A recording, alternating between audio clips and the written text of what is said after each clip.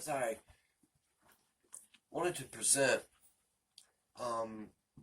what I feel is a very neglected and missed, omitted, neglected, ignored, possibly area of ministry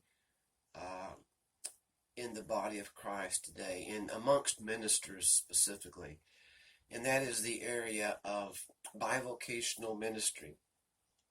I have always sort of had this mindset or the thought in my head that bivocational ministry was biblical, that a pastor or a minister could work outside the church, in addition to pastoring the church, could work outside the church in a secular environment, we might call it secular environment, not only to earn a living or to help support his family or to give the church a break, but also to be more directly involved and interacting with the secular culture around us.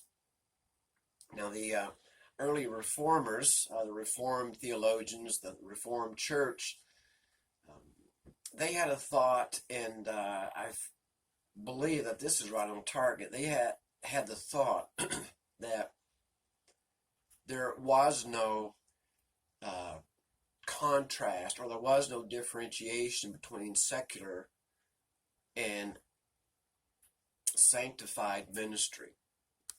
One area of ministry was not secular; the other one's sacred. If you're working in a grocery store, that's perhaps would be perceived as a secular ministry. If you were standing behind a pulpit preaching, that was a sanctified or a sacred ministry. And they viewed work, they viewed secular interaction as just as much a sacred calling, a holy calling from God, as standing behind a pulpit and preaching or going to the far ends of the earth to reach the lost in foreign missions.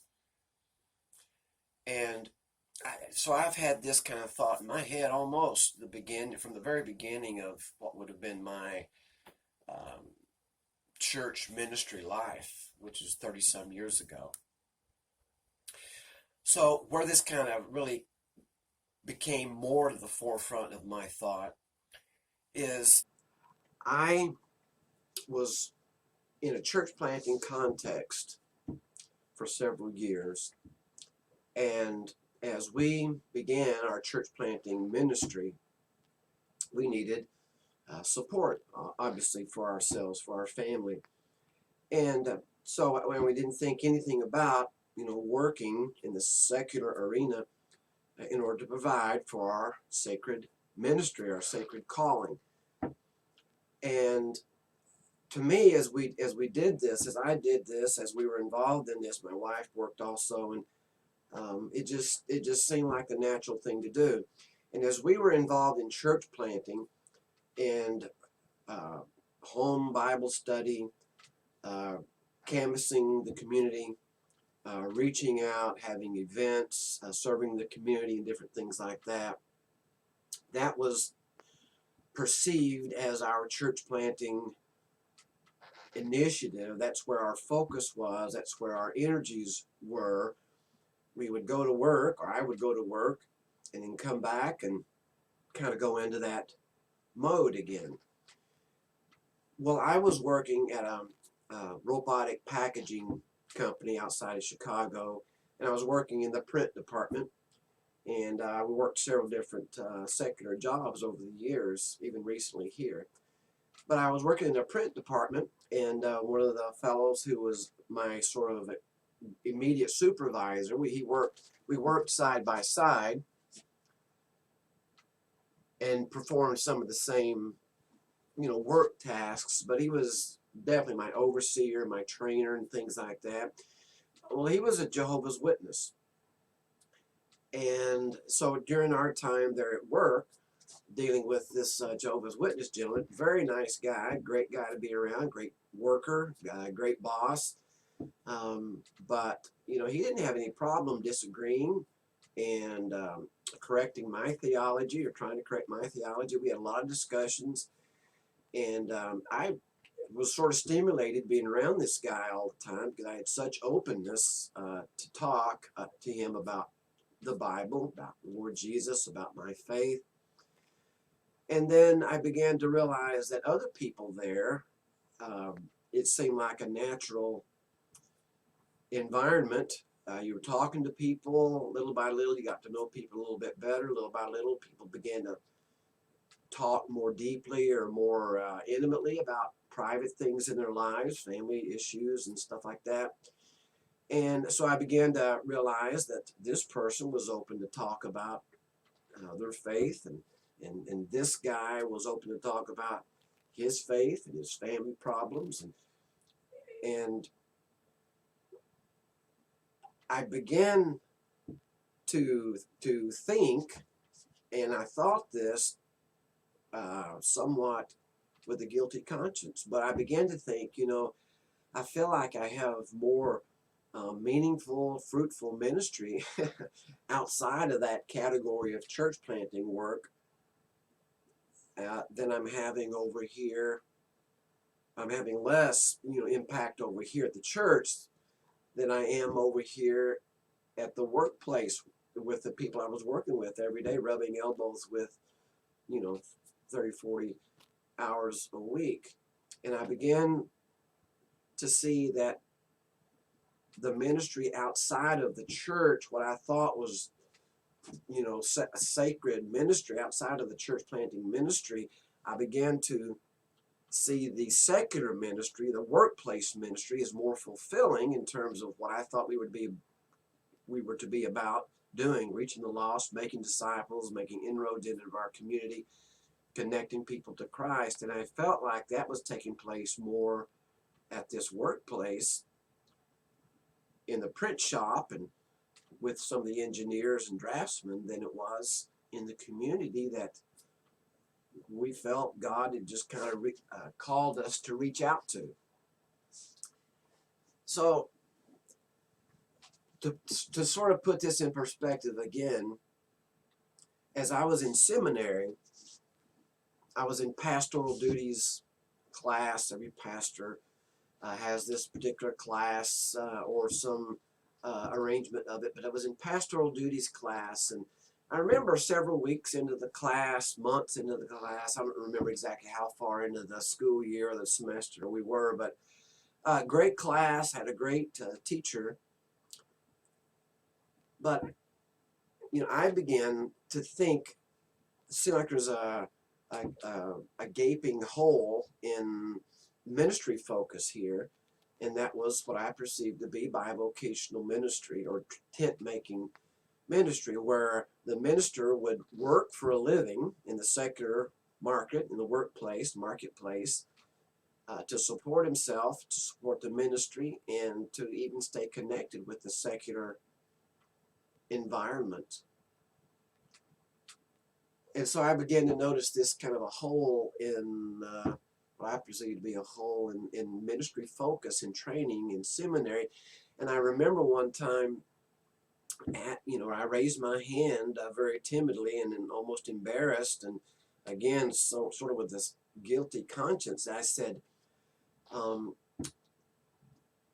is there going to be anything in this class that would help us in the area of bivocational ministry for pastors who weren't going to be ministering full time? They weren't going to be paid full time. They weren't going to be the head senior pastor of a multi-staff church, which is kind of what they always sort of imply everybody in seminary is going to become, that type of thing. And I said, is there any area of focus or training for bivocational ministry? And I remember this guy, I respected him, still do, but he said, we don't address that here. We got nothing for that here. And then it went right on, right on with the rest of the schooling and training. And that was never, ever brought up. I don't ever remember anybody discussing it. I don't remember it ever being touched base on in any of the classes. And yet that's what I have spent my whole life, or whole ministry life, involved in bivocational ministry at one point or another, working in the workplace while I was pastoring a church. And so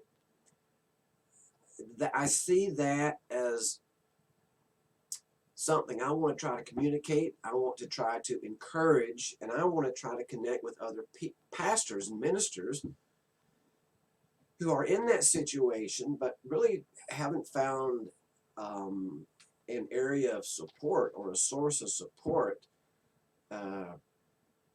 in this area. To be quite frank, it always is sort of an underlying sense that I get, that if you're not, you don't have a big church, you're not pastoring full time, you don't have a multiple staff, etc., then you really hadn't succeeded in what God's called you to do. You haven't kind of risen up to be with the big boys in ministry. And the more I think about it, the more unbiblical to me that seems. And so I want my blog, this video, to connect with servants of Christ who are in full-time ministry, whether it's in church and in the marketplace, but all of it full-time ministry. But they feel like, they're kind of struggling and maybe they're wasting time there. I want to encourage you. Another machine shop where I worked in the Chicagoland area just before we moved and came out to Pennsylvania. We made robotic packaging equipment. I was a welder there. And after a period of time, people began to refer to me there as Father Jeff, the preacher, things like that. And I never presented myself as a pastor, only just as a Christian. But of course, the story kind of got out and news got out, and everybody kind of understood that I was a pastor of the church and I had to work because the church really wasn't succeeding. I had to work to support the church. And I remember little by little, again, I began to feel like, wow, this place I feel like is more productive ministry at the workplace than even in the neighborhood where we're trying to plant a church. And there was probably 45 people that worked in this machine shop where I worked. And I would say any given week, not every day, but any given week, I had what I would consider to say productive, significant, meaningful discipleship relationships or interaction with at least half of them. And I viewed that, or felt that that was the most meaningful area of ministry that I had, was there in the workplace. People would come to me with questions about the Bible. People would come to me with problems with their kids. People would come to me and ask for prayer for their family members or for a man's wife, or a gentleman's wife. And there were always, day in, day out throughout the week, so many opportunities. So I began to view that as just as much a ministry for Christ, a sacred calling, as church planting, standing behind the pulpit and preaching the gospel. What I was doing in the workplace, I still believe it today, is just as holy, just as sacred, just as sanctified as whatever ministry we believe takes place inside the walls of the church. That's why I want to get this message out to others. Maybe you feel like I do. Maybe you feel like, you're biding your time at the workplace until you can get, into your sacred calling of ministry at the church. So this is celebrating the sacred calling of bivocational ministry, celebrating the sacred calling of bivocational ministry. And what I hope to do is encourage you. I would love to hear from people who are kind of in the same situation, in the same boat, what you're experiencing. Maybe we could talk about some things, connect over the internet, maybe by phone. But I'd love to hear from some people experiencing the same things. And I want this blog, I want these videos, I want this interaction to be encouraging to those who are doing that. You're involved in bivocational ministry, and maybe yet you haven't seen the real value of why God has you in that bivocational situation, why God has you at that workplace environment part of the time while you're trying to do the real Christ ministry in the church. So I hope to be talking to you more. I'd love to hear from you. If you're a minister in a bivocational setting, I would love to hear from you. I'd like for you to respond to this post or this email or contact me somehow. I would love to spend more time. And I meet with other men who are in this situation, and I try to encourage them in their present state of being involved in bivocational ministry. So this is Jeff Wilson with Lifeline Resources.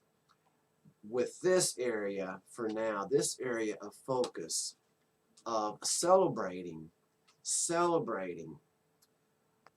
the sanctified sacred ministry of bivocational work. And I hope to hear from you and talk to you more in the future. God's blessings to you, sir.